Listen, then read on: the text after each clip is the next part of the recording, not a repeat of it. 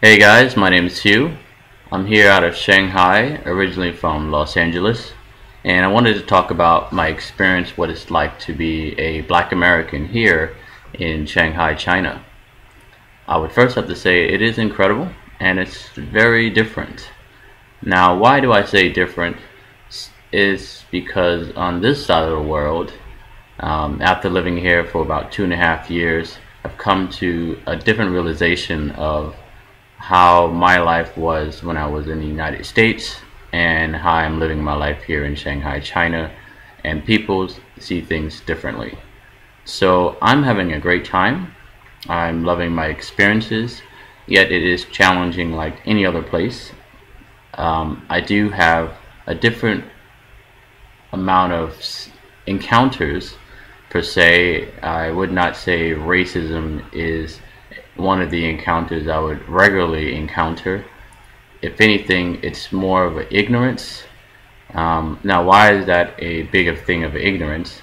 Well, the American media or most European media does not penetrate the Chinese society as if we were back home. You would listen to mini news, BBC, NBC, Fox. So when I do run into anyone that is Chinese, it's really a sense of curiosity. Some do have preconceived notions of what they might have heard or what a friend might have told them, but 99% of the time, most of the encounters are just out of curiosity or wrong assumptions. And the assumptions may not even be bad. I've been getting a lot of positive assumptions, mainly because people would not recognize my facial features and probably assume that maybe I'm from Africa. I mean, naturally, most of the world media expect that most black people are coming from Africa, but we both believe that's not true. And so when one then listens to my speech, they hear my English, they hear an American accent, and then to wonder, what are you, you know? So let's go a little bit deeper.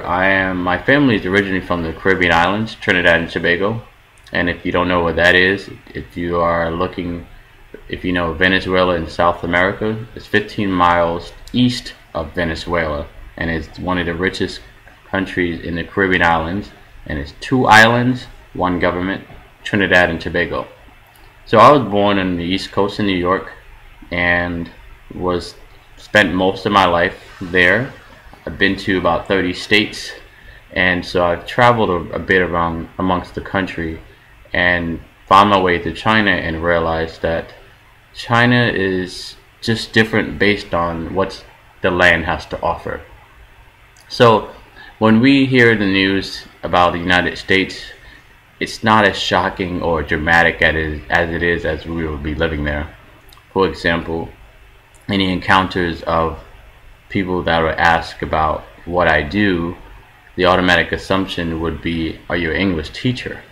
Now, why is that? Because the English teacher, the industry in education dominates here in Shanghai specifically to a lot of foreigners, and they have the opportunity to come here. Now, I've had taught English in the past, but now I work in film, and that's simply because of one thing. Not only my experience, but I can speak the language. So coming to China, what I recommend, if you're looking to get the best experience like any other place, you should learn the language of the land. And it would take some time, it would take some hard work, but it's worth it in the long run. So I've learned the Mandarin in about 1 year, and opportunities are unlimited and aboundless, so you can just see so many things and experience so many wonderful things and have a whole complete different approach when it comes to life. So I would have to say that living in Shanghai has been an amazing experience. I definitely recommend it for anyone who's black, or even if you're not black. Come check us out. It's similar weathers like New York City. Has a great amount of people, so you have about 23 million residents and about 10 million visitors a year. So that means that you have a revolving door of people coming into the city. So there's always lots of new things, and there's always something to do and something to eat. Great experience.